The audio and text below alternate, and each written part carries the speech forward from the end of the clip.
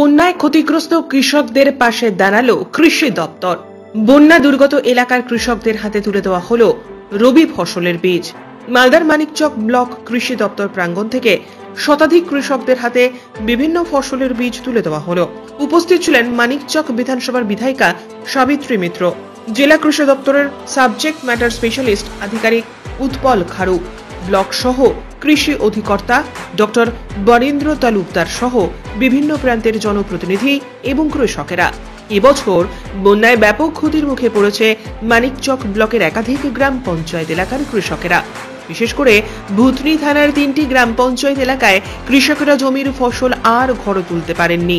বাঁধ ভেঙে সমস্ত ফসল জমিতেই নষ্ট হয়েছে। দুর্যোগে সর্বস্ব হারানোর সাথে সাথেই মাথায় হাত পড়েছে কৃষকদের। তবে ইতিমধ্যেই প্লাবিত এলাকা থেকে জল নেমেছে, আস্তে আস্তে স্বাভাবিক ছন্দে ফিরছে ভুতনি থানা এলাকা। আর এমন অবস্থায় বন্যায় ক্ষতিগ্রস্ত কৃষকদের কাছে বিভিন্ন ফসলের বীজ তুলে দিল কৃষি দপ্তর।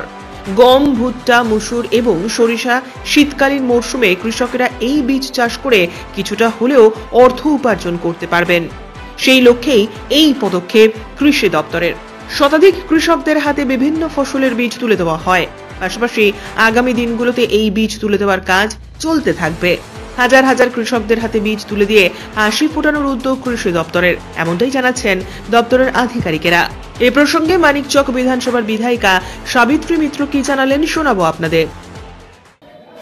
বন্যা দুর্গত এলাকার মানুষগুলো যে যারা প্রচুর জিনিস ক্ষয়ক্ষতি হয়েছে, তাদের ফসল অনেক কিছু ক্ষয়ক্ষতি হয়েছে, আজকে মাননীয় মুখ্যমন্ত্রী মমতা বন্দ্যোপাধ্যায় সরকারের মাধ্যমে আমাদের এডিও সাহেব এবং কৃষি দপ্তরের পক্ষ থেকে যে পরিমাণ এখানে পর্যাপ্ত পরিমাণেই এখানে বিছুন দেওয়া হয়েছে। যেমন এর আগে কলাইয়ের এক্সট্রা করে কলাই ছাড়াও আরও এক্সট্রা কলাই আমরা এনেছিল বন্যা দুর্গত এলাকার জন্য। জেলা সমাহর্তা স্যাংশন দিয়েছিল, সেটাও কলাইটা অনেকটা নষ্ট হয়ে গেছে। এরপরে আমাদের সরষা, ভুট্টা এবং আমাদের কলাই, সরষা, ভুট্টা এবং আমাদের মসুর ডাল এবং আমাদের গম, এইগুলোর জন্য উনি আমাদের এখানে বিছন পাঠিয়েছেন কৃষি দপ্তর থেকে। এবং আমরা কৃষি দপ্তরের কাছে একটা আমরা আবেদন করেছিলাম আমাদের সরকারি মিটিংয়ে, যে ভুট্টার অনেক দিন থেকে ইসের চাষ হয়নি, গমের চাষ অনেক দিন থেকে হয়নি, এখানে গমটা দেওয়া হোক। চাষিদের খুব দরকার, চাষিরা সবসময় চাইছে। সেই হিসাবে গমও আমাদের এখানে দিয়েছেন। আমরা সরকারের কাছে খুব খুশি এবং আমরা আনন্দিত এবং আশা করি মুসলিম মানুষ, মুসলিম কৃষক যারা আছেন তারাও খুশি হবেন এবং তারা তাদের পর্যাপ্ত পরিমাণে ফসল তারা ফলাতে পারবেন।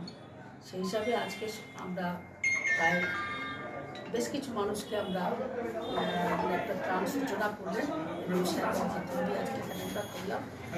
এরপরে প্রত্যেকেই পাবে তাদের যার কৃষকের যাদের জমি আছে, যাদের জমি চাষ করেন, তারা এডিও সাহেবের কাছে লিস্ট আছে এবং সে মোতাবেক দেবেন। এটাই হচ্ছে।